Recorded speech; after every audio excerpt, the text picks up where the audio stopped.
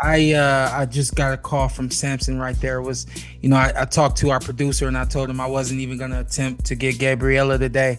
And then I just had this itch on my neck. I was like, you gotta reach out. You gotta see if at least she's available, she could give us, 5 or 10 minutes. So I just got a call from Samson, and he says that he sent her all the information. Maybe she'll join, maybe she won't. If she does, she'll be joining in the next 20-ish minutes. So we got a little bit of time. I was there for her fight over the weekend. I covered that fight. Yeah. Out in Oceanside, new arena, the Front Wave Arena, and she was very dominant in that fight, Sean. So always. Yeah, you love Gabriela. You've been singing her praises for a minute. I remember back at your house, we're supposed to be rewatching Virgil and Boachuk, and you made it a point to watch Gabriela before we got to that fight. So yeah, she's got the flair. She's got the flash. It's not a flash like with a lot of salsa and dancing and things Baumgartner, but she certainly has this flash about her that is eye catching. And you gotta love her story that she and her brother has as well. But yeah, no. I really like her as a fighter. I think that something we see from most men is the fluidity. We don't see that from most women. I can actually say that we don't see that from most women, but she's got this fluidity with her punches, with her style, with her stance, with her movement. Kind of the list goes on. She's very, very balanced as a fighter. From the speed to the power to the offense to the defense, foot movement, the list kind of goes on. So you can easily, with as young as she is in her professional career, being a WBC world champion, you can already say she's one of the most balanced and well-rounded female boxers out there. Yeah, there's something that stands out. You mentioned her balance. She has that wide base, making the most of that tall frame. Base is pretty wide. And there's her delivery system to her punches, the way she turns over her power shots, it sticks out in women's boxing. I think I'm already tempted to say, as the undisputed 112-pound champion, that pound for pound, she's one of the best punchers I've seen in women's boxing ever. Wow. I think of Amanda Serrano, I think of Alicia Baumgartner, and I think of Ann Wolfe, and I think of Gabriela Fundora. Like those are some of the best female punchers I could think of. She really turns that left hand over beautifully. And it's a shame that Seniesa Estrada, is retired, and good honor for retiring. She retires undisputed. Two of the girls she beat to become undisputed are on a lot of people's pound for pound list now. Yokasta Valle and Tina Ruperchet from Germany. But that would be a great fight. Anyways, I say all this to say is because I'm deservedly giving a lot of praise to Gabriela Fundora. She's already pound for pound one of the best. And if she could keep making this weight, I'm going to keep enjoying, and I advise other people to enjoy her being this dominant flyweight. She's talking about moving down. Some people talk about weight bullies, Sean. I don't believe in weight bullies. This new thing that's been going on in boxing the last decade. If you can make the weight, you can make the weight. Those are the rules. And it's your own gamble. If you think you could suck all the way down to a certain weight and not be weak and you pull it off, then your gamble works. But you could easily make that gamble and show up weak and it backfires on you. So I don't believe in the weight bully thing, but I will say about her, kind of like Eric Morales at 122 back in the day, she's just bigger than everybody. For us to find out just how good or special she might be, I think it's going to require her fighting women her own size as she moves up in weight. Because right now, Sean, she's able to just touch you with that lead hand, always know where you're at to set up the power.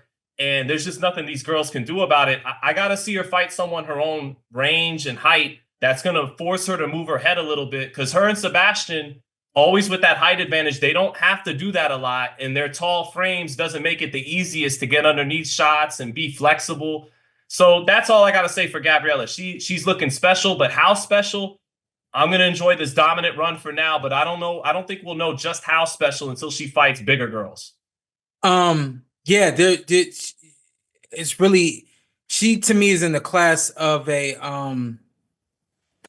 Clarissa Shields. She's in that class where you're so much better in so many different areas than anybody else around you that it's always gonna look unfair. It's always gonna look like, you know, you're so far more superior than those other women, is because, you know, again, Gabriela is literally one of the most well-rounded female fighters, and you can even put her, say, well-rounded, most well-rounded boxers in the game right now.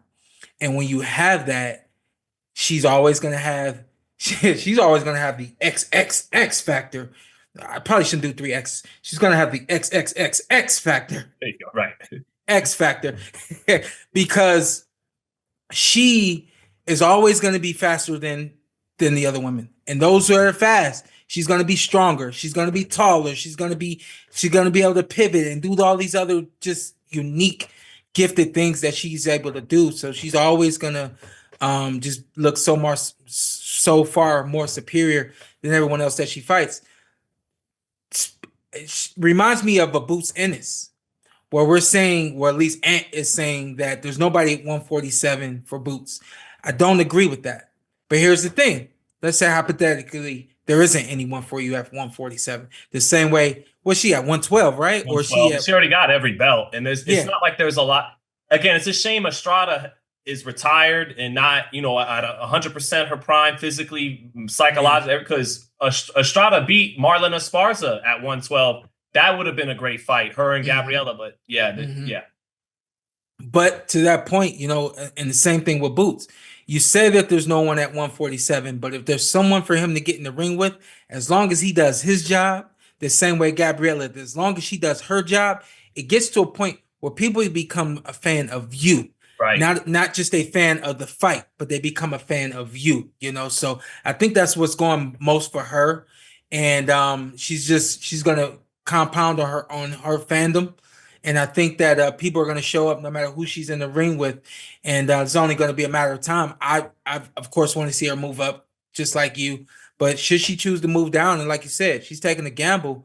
But hey, sometimes you gamble and you're able to, you know, able to win, roll the dice correctly, you know. So I think that's what'll happen in her case. We'll see, though.